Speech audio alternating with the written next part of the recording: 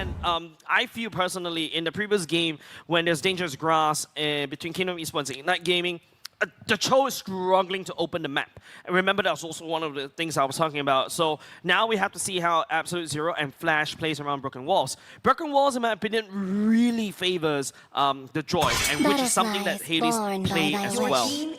Now, so far, we have the first 3 bans coming out all the way. So it is going to be Angela, Baxia, Chip, Alice, Yisushin, and Jusin. Well, AZ snap-picked on over to the CC, allowing them to have a very strong XP lane right off the bat. Yeah, Vendetta opening up with the CC pick is absolutely wonderful. It eliminates everything, like no more tanky EXP laners. We've seen what Gear could do on the CC against the likes of your high losses, against the likes of your, even to a certain extent, Kalia is also not really safe. Speaking of Kalia, Flash will pick that up for themselves, could also go into the hands of Jay, and the Lunox really becoming one of our top favorites mage in MPL Singapore. Yep.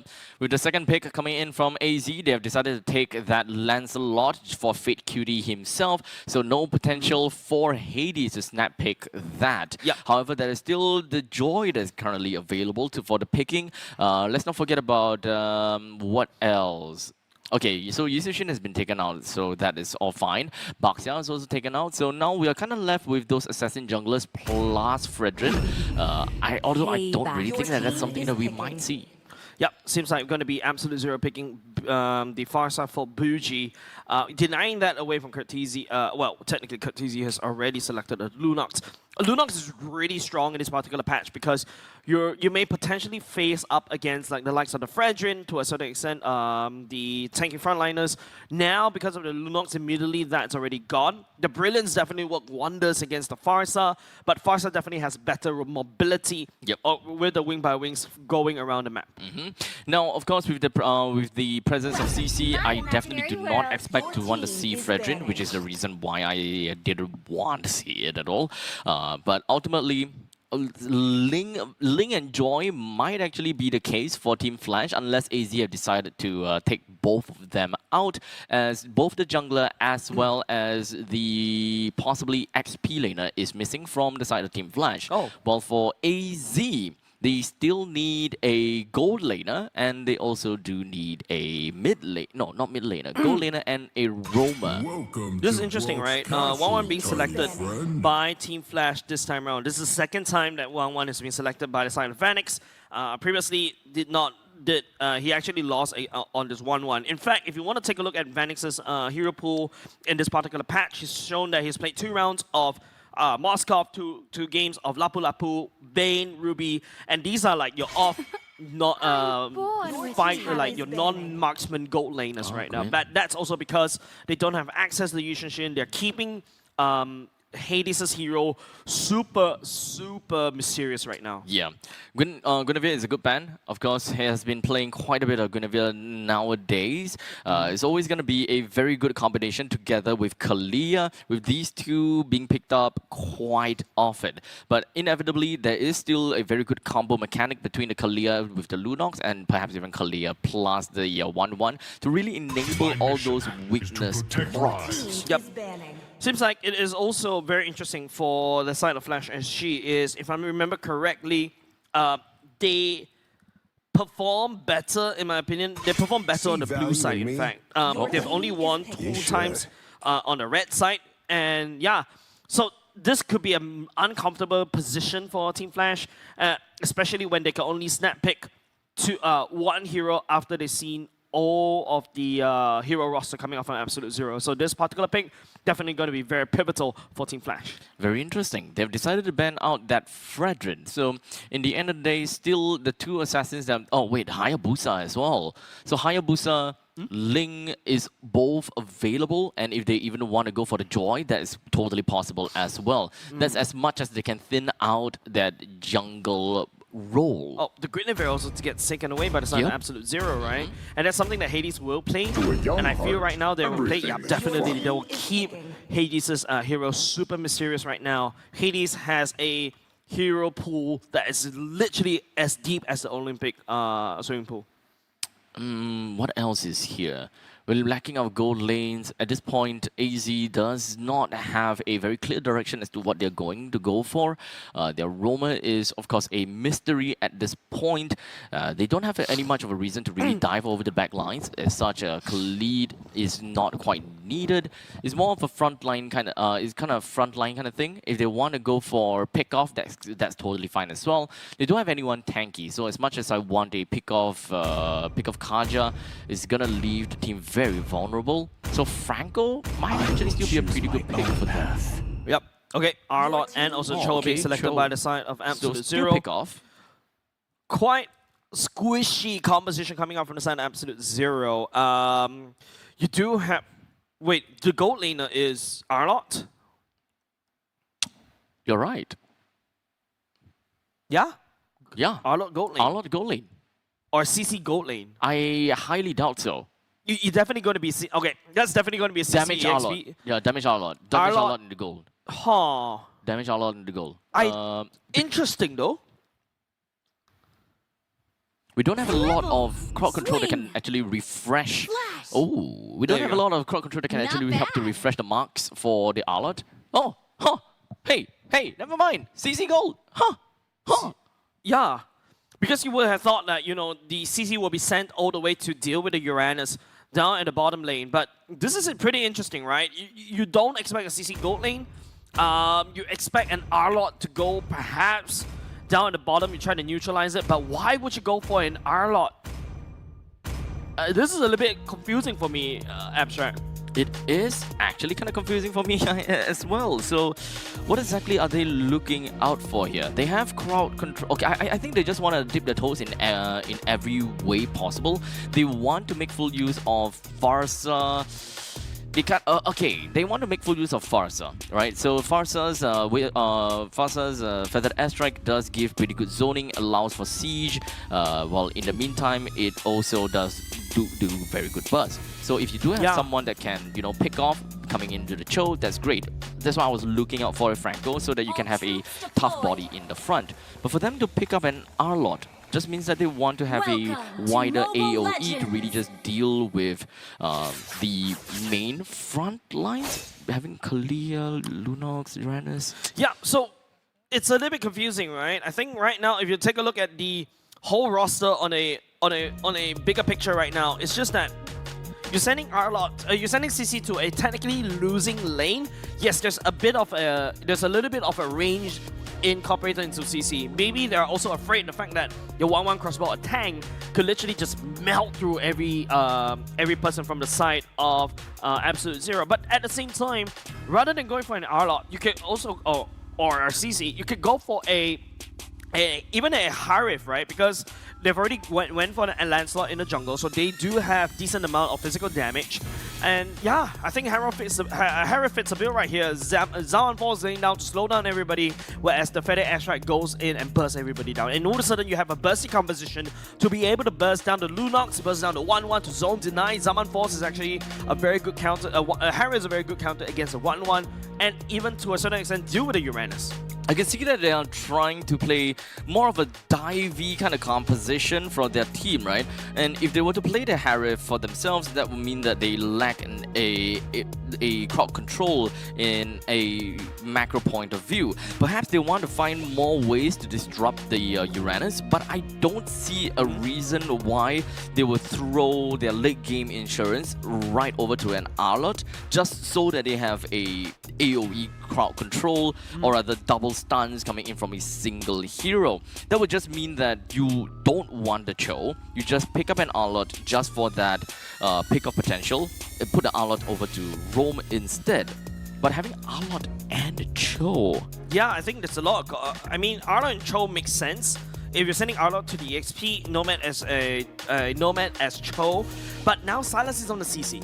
I think CC is going to be a little bit awkward right here. How does he deal with 1-1? That's my question. Yeah, so they have two losing lanes in the sides. Yeah, you're definitely going to get kited. Arlott should be... No, Arlott can't deal against a Uranus, no, right? Can't. It is a very committal hero. You just run straight into a Uranus, and that's exactly what Uranus wants. He wants you close so that he can Ionic this to death. Oh, Cortese down low just a little bit already right off the bat. Should be able to heal everything all the way up. Jay, as the Kalia is just healing it. Fake Cutie down low as well. Thorn Rails right there, but if you notice, you know, the onslaught is starting as well. Vanix already triggered the Inspire already. Nomad outputting a lot of knockups right here, but Jay is actually knocking Nomad up sky high, limping all the way back to turret, back to safety for Absolute Zero. The definite sustainability coming in from a Kalia, they're chained up with a lot of these combo mechanics and crowd control is definitely so much more difficult for Absolute Zero's mid laners to really deal with that. Even if it's a Farsa plus a Cho, the both of them can wipe out the waves way faster than a Lunox plus Kalia combo. So honestly, the main part of the game for AZ is to not play mid. They want to wave clear mid and try to put more offensive behaviors elsewhere. It really doesn't matter if whether it's XP or gold because both of them are actually fighters. Hades will be able to scare Bougie right into the wings by wings. Dust has level 4 to play around with that. Jay will tag onto Cho for now. But you talk about, you know, losing lanes for Absolute Zero. Take a look at Benedicta's definitely losing lane, but bottom lane, Silence is actually pushing Vanix all the way back into safety. That's actually a very interesting interaction. But hold on a second, Jay down low already. Damage coming out from Bougie does connect onto Jay. And Vendetta using the final slash just to be able to dodge back to safety. The damage from closer is there, but the turtle will be secured by the side of Fake Cutie. Looks like they have no issues at all taking down that turtle. They Absolute Zero totally understand that, okay, they're gonna have to go Hades at level 4 so Hades don't get level 5 and go straight to the turtle. Nomad on the chase, flicker small and first blood right in the face as Jay down low already and desperately trying to heal the Thorn Rose. Will be able to find the damage onto the Kalia from the side of Team Flash and Absolute Zero picking up 2 kills and the turtle. They are feeling it.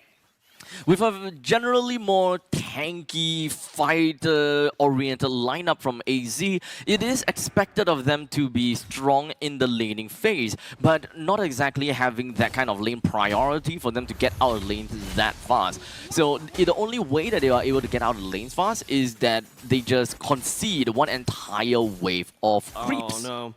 Better airstrike coming out from Bougie right there will be able to tag onto Vanix. No way for him to run as well. He's actually desperately trying to hold a puncture. We'll be able to find him. Fake Cutie credited for 2 kills already. Looks like CC is actually winning the lanes against that 1-1. So even when it comes down to having an extended range, or rather a range advantage from a 1-1, the CC can still threaten a lot by going right into 1-1's face with all these yo-yo tricks. Cortese goes into the docketing, pops the Brilliance as well. Bougie on the chase, try to stun him. We'll be able to find it. Nomad picking up another kill onto Cortese as well. Hades trying to spin for the win at the same time, but Fake Cutie will be able to find him. He's 2 kills, make that 3, and now the Feather Airstrike from the side of Bougie, just locking down everybody from the side of Team Flash. This is Pandemonium on the ground at Team Flash's base. We're learning something as the game progresses. One thing that we learned, of course, CC does do pretty decently in lanes, especially going up against a 1-1. 1-1 is just cowering behind the creep waves, not necessarily looking to just poke the CC at all. And even if he's poking, I think that the Festival of Blood as well as the Brave Smite is just constantly keeping the CC in check. And the War Axe, right? Right now, whatever damage that Vanix will be able to deal against Silence is already long gone. And now Vanix has only no choice but to try to hope and hold that bottom lane. Does have help from Hades and Jay to be able to take down Celis as well. Bougie goes in the Feather Airstrike. Nomad does catch onto Hades though. Jay knocking up Nomad right there, trying to peel for a little bit. Cables out there, back to safety. Does pick up a double kill as well. But Vendetta figures forward, back in all in no man's land. 3 members down, giving Flash actually a certain bit of hope for survival. It's not too bad for Absolute Zero. In fact, they did trade Aroma and XP laner.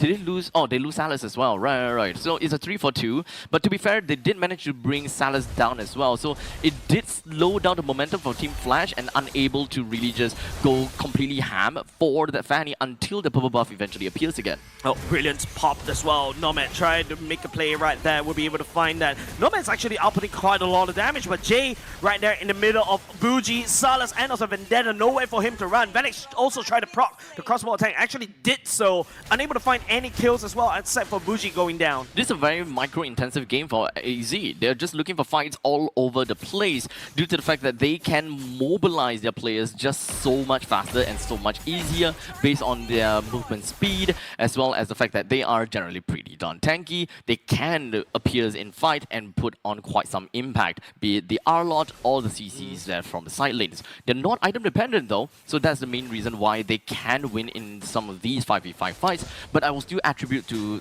a lot of these winning cases because of Nomad. Yeah, interested in seeing what kind of builds he's building, right? Because now you've got two side lanes that are actually considered quite tanky. Do you go for slightly more damage because you want to be that damage show? But hold on a second. Vendetta finding on to closer. Ionic Blades will be able to push him away. Both teams now, they're just standing at one another, just looking for what is going to be the next best thing to do.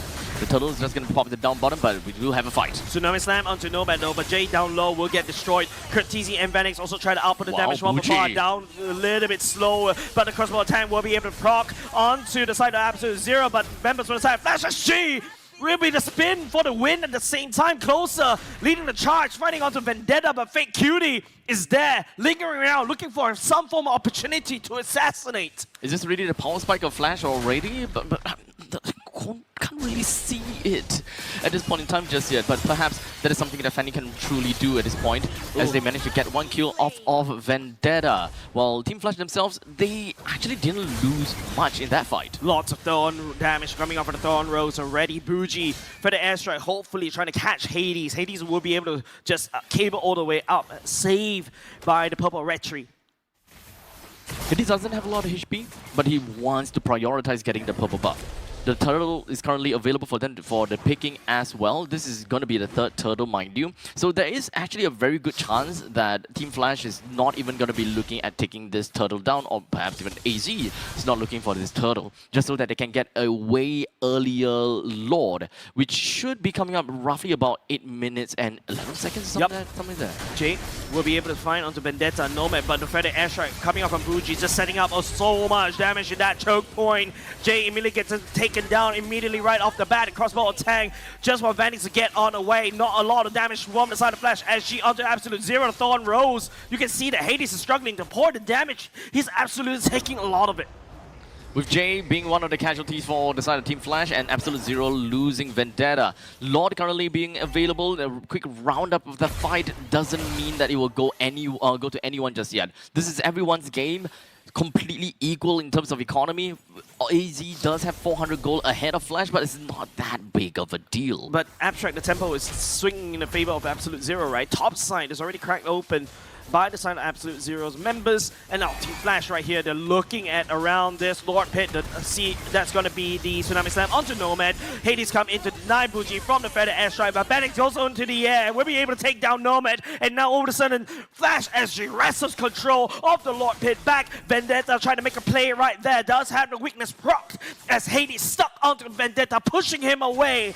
Absolute Zero running away as Flash SG looking for the kills as Bannock picks up a mega kill for himself. Flash managed to scare the crap out of AZ, ensuring that they will not be wandering around the Lord's Pit anymore. It's really unfortunate for AZ though, but all in all, it is a very good fight for Flash. They even managed to credit quite a bit of these kills over to Vanix, plus that T1 turret down in the bottom lane. Vanix slowly building up a load of gold and also skills, right? Now just take a look. 416. I believe he's already secured his own Heart's Claw, so he's gonna start just shooting and outputting quite a bit of damage as well. Once he secures a Malefic Gun, he's gonna output and also out-kite everybody from side Absolute Zero. I think what Hades is trying to do is basically force Bougie's Feather Airstrike away. Fake Cutie does have the damage right now. The Thornton Rose is hurt. Flash SG, but Absolute Zero needs to buckle up just a little bit more. Unfortunately, the frontliners of AZ will not be able to hold a candle against Curtizi anymore. With the Divine Glaive being bought up, it's fair to say that Curtizi will be able to deal a chunk of damage to the front lines. And we're talking about quite a lot of frontliners here. With just a simple Starlight Pulse plus the Cosmic Vision, I think that is more than enough to take a massive, massive chunk away and then move on over to Darkening. Members for the side Flash SG try to catch onto Fake Cutie. Pops the ultimate, the Brilliant's already gone already. And maybe, oh, Tsunami Slam right into the feather airstrike from the side of Bougie, unable to turn it off. But Flash SG is just working onto Nomad, but the members from the side of Absolute Zero is just literally running against Flash SG down. 3 members, the main damage dealers from the side, Flash SG is already gone. A very good fight that Absolute Zero managed to pick for themselves, especially since they realized that Hades is all the way down to the bottom lane trying to create some diversion and split push. AZ with the winning 5v4 fight, taking 3 members off of Team Flash, would now be able to get themselves a massive value out of taking the Lord down too. And now Absolute Zero is literally fighting on the side of Flash SG's map. Closer immediately getting deleted. Vendetta, a monster on the R-Lot, and also Salas. Now you start to see why Absolute Zero is just investing in so much into this particular roster, right? Like now the members of side Flash SG, they're struggling to uphold the damage. Yeah, but unfortunately, this is also the point in time where Team Flash understands where they stand. They can't take a proper fight against AZ until Vanix eventually hits his peak performance in order to, you know, really wreak havoc from a distance. Because you can let the front lines brawl for however long that you want, but as long as Vanix stays alive and being able to crossbow or tank his way, I think that it's going to be a fight for them. Tsunami Slam once again onto Vendetta. A lot of damage being poured into that, and Hades try to spin towards Bougie. Bougie wins by wings, will be able to reposition himself, but Absolute Zero is actually wrecking havoc down bot, sending Fake Cutie right there. They sacrifice Vendetta. The Lord will be slowly dealt with by the side of Flash SG for now. Good amount of kills, good amount of turret kills so far for AZ. They've managed to wipe out almost every single one of these outer turrets except for the one at the bottom lane. Flash does want to look for an angle though. Hades will be able to shut down Fake Cutie right there. A 1v1 versus a jungler, and Vendetta still down right here. Flash SG is going to take this advantage. They will actually handshake the fight, and now Absolute Zero will find themselves in a bit of a deficit in terms of manpower. The Consecration being popped more closer, just gonna buy a little bit more time, plus zone, plus the Radiant stacks. Loads of standing gold there, Abstract. A lot. So 16 to 16, completely neck and neck in terms of kills. Let's take a look at itemizations to really understand how the state of the game is at this point in time with the 1-1. Wow. Oh wow. Wow. That's literally artillery strike. Even force a Brilliance out of Curtizi. He knows he actually cannot deal with the damage coming out from Bougie. And that's a power of Bougie in the pockets of Absolute Zero, right? He's able to just find all these angles and just slap them with tons of damage. Flash SG cannot hold. 4 items for the 1-1. Malefic Gun, Corrosion Scythe, the Windtalker, as well as the Heart's Claws. Well, in the meantime, if you look at Absolute Zero, every single one of the players is actually not building damage except for Bougie. Even for Fate Cutie, he does have the Endless Battle, but he decided to build that Brute Force Breastplate. Vanix has to hop out of there, but members from the side Absolute Zero hold on to him like it is nothing as Fake Cutie picks up that kill, and now Flash SG, they're starting to lose ground. The AoE coming up from Fake Cutie. Tremendous damage against Flash SG as Hades has no choice but to sneak a turret down bot. This is an interesting road that Fake Cutie has went for himself. That is a Bruiser Lancelot that we are looking out for from the side of AZ, which would explain why it's actually kind of difficult to bring Fate Cutie down at this point as we speak. For all the crowd control that is going to be applied to him, it will be reduced because of the Brute Force Breastplate. As he continues to move on forward, he can actually pick up quite a bit of kills like that. Hades coming in. Okay, Fake Cutie still secures the Lord for themselves though. Bougie does land down the feather airstrike, picks up Hades as a kill. Jay has to try to run away right now. The concealed play coming off from Salas. The broken walls almost be able to help Jay to be able, almost help Absolute Zero to pick up Jay right there. But Absolute Zero secures the Lord for themselves as Flash SG now to go for the defense. 300 gold in favor for AZ, with the Lord marching down in the middle lane. The amount of economy for both of these teams is massive, so it's definitely going to be bringing some of these main damage dealers already at top form. Vanix already picked up that Wind of Nature. That should be more than enough to deter a lot of these attacks. A bit of a damage coming in, but once again, it's another choke point that Absolute Zero forced Flash SG into a fight. Hades missing that spin right here. Finally picks up Bougie though, and that's A-okay. And now the rest of the members from the side of Flash SG will be able to deal with the Lord and then up subsequently deal with the members of Absolute Zero. And now with the crossbow tank does have it, he will be able to jump into the air, finds onto Salas, and there will be another member down for the side Absolute Zero. It is a bloodbath in the Land of Dawn right here between these two teams. Great defense from Team Flash. They also managed to find the very big ticket kill down over to Bougie. Bougie does have got the Queen's wings, so blood wings. So even with the blood wings, he still wasn't able to really stop the onslaught from Fanny. Understandably, it is a Fanny after all. Fanny has picked up quite a bit of items with that Full damage. Oh yeah, full items ready. So we've got Sea Halberd, we've got Blade of Despair, Hunter Strike, Malefic Gun, as well as the Blade of the Heptases. Look, if Fake Cutie is able to output so much damage based on his skills, just with like even a brute force breastplate, and now just completed a Malefic Gun, I actually fear for Flash SG. Flash SG cannot afford to basically stack like that because Bougie could just easily do this, and Vanix needs to hop away. Shouldn't be too big of a problem still. Flash SG still have got one main win con, and that is just to take down Bougie.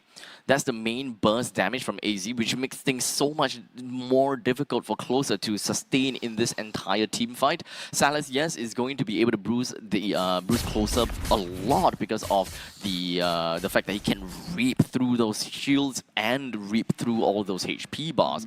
But the number one threat undoubtedly is still going to be Bougie. Right now, I think Flash SG, like what we've been pointing out for some other teams, right? The way they've been engaging is just a very single dimensional, right? Jay, jump in, flicker, maybe, then Tsunami Slam somebody. But if you notice how Absolute Zero plays this, whenever Jay Tsunami Slam somebody, Bougie is there, opening up the feather airstrike and then start blasting wherever Jay lands. Jay has died 7 times, and he should be none the wiser regarding picking these people up. Perhaps not a full bruiser build for Fate Cutie. His HP bar doesn't seem thick enough for him to actually be going bruiser build, so it's more of like a hybrid kind of thing. A little bit more sustainability and defenses in the early stages, but now he should have the damage items that he needs in order to really snipe down the backlines. You should have full build right now. In fact, the only defensive item, will you consider Brute Force Breastplate defensive? Because sometimes it's actually quite an offensive defensive item. To be fair, yeah, you're right, true. It does have the new, it's not really new, but it does have the stack mechanic that's now. A massive pickup from the side of Flash SG. Hades picking up that kill right there onto Bougie. They've got around 30 seconds before they could do anything, and now if you notice, this is a time where Flash SG will strike, conceal play, catching onto Salas. Salas hops into Vengeance, immediately get destroyed by the side of Curtisi, and now 2 members down. Flash SG is looking to cycle. They could either convert this into more turret takedowns, or at the same time work on the Evolved Lord. This is the big break that Team Flash is looking for. Being able to put 40 seconds on the Salas and subsequently like 30 seconds on the Bougie because of an early death. It's gonna net them this Lord take, which will be coming out in plus minus 5 seconds coming in. So, all of these waves coming out, that's gonna give Team Flash a mega creep in the middle and the bottom. Yeah, Jay's ultimate's already up. Doesn't have the flicker to work with that one, but this is, like what I mentioned, a big break. I want to see how Flash SG utilize that one, but unfortunately the timing's not on Flash SG sides. Absolute Zero, by the time the Lord actually marches all the way down bot, Absolute Zero has full members online, and Bougie, especially Bougie, is online. But to be fair, this is still an evolved Lord. And they don't have a marksman over to the side of AZ. True. So this is still going to be a very difficult Lord for them to handle. A very early feather airstrike will be started out by the side of Bougie as well. The Lord's actually working on the core. A little bit distracted right here. Nomad goes in for the kick. Hades will be able to deal with that one with the cutthroat. Curtisi in the middle right here. Goes into the brilliance as well as the Lord pummels onto the core of Absolute Zero. As Flash SG shows who is boss. They take down Absolute Zero in game number 1. A very unfortunate and segmented fight for the last one. Joe, Nomad managed to land a very good way to Dragon over to Hades, but unfortunately no follow-ups because the rest of the team were a little bit too preoccupied in the front lines and the Lord. So it's not about a chase to kill people, but it's really just a chase to close the game. But regardless, speaking about closing the game, it is Team Flash that closed the game and managed to give Vanix that MVP role with a total of 5:3:13, completely and fully slaughtered. Yeah, and the benefit about 1-1 in this, well, basically because of her kit, right? You can easily skip the boots, which means that you get one additional item in. That one additional item in just really grants the 1-1 so much power, and the fact once you get the Malefic Gun, you could just like step forward even further, you could just kite, and I think once the Malefic Gun is secured by the side of Vanix, well, Lord Vanix himself, nothing from the side of Absolute Zero that can do to basically stop them unless the Farsa just slaps him with tons of damage and the 1-1 is forced to run away. And here we go. Throughout the entire game, it does seem as though Absolute Zero with 2 Turtle and 2 Lord, there is definitely some form of dominance, and we can see just how difficult is it to deal with when Bougie just goes completely online. The burst potential is crazy, paired together with Nomad's very aggressive play. And right off the bat, Nomad even managed to get, you know, quite a bit of kills. However, those kills, unfortunately, kind of misplaced because it's onto Nomad, not onto anyone else. It could have been so much better, but sometimes, you know, it is what it is. Yeah, but Absolute Zero is like, everybody is like mostly fighters, right? You put in kills all the way to the side of Bougie, okay, not too bad, not too shabby either, but well, Bougie really output a lot of damage near the later parts of the game. The Winter Truncheon definitely helps. It is also a massive counter for the 1-1 as well. And yeah, I think I really see, you know, Absolute Zero putting a very hard game over the side of Flash SG, because I have to agree, Flash SG this game doesn't look easy for them. In the early phases, they don't have anything that can realistically help them all too much. One thing that can help them is the fact that they have some winning lanes, such as having a Uranus going up against an Arlet as compared to a Uranus against a CC, right?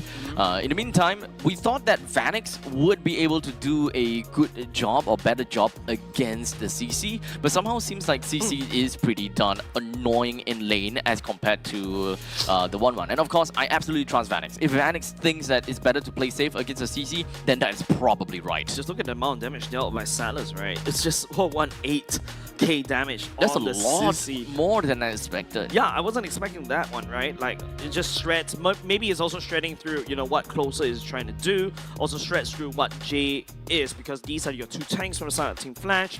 But there's also another point to take note is Bougie just outputting that AoE damage, right? 101k damage in total. 101, okay. It's pretty fair with the artillery strikes here and there. Fate QD though, 63,000 damage dealt, but it's a pretty respectable amount of damage taken. So yeah, it's not bruiser at all. Probably would have been a bruiser. It would definitely be more of a bruiser style if it's a Thunderbelt, right? So moving on to the direction, it would be nice to see, but they need some burst potential other than Bougie. So having 2 win conditions in the team is understandably going to be the better way to go, but without the late game insurance of the marksman.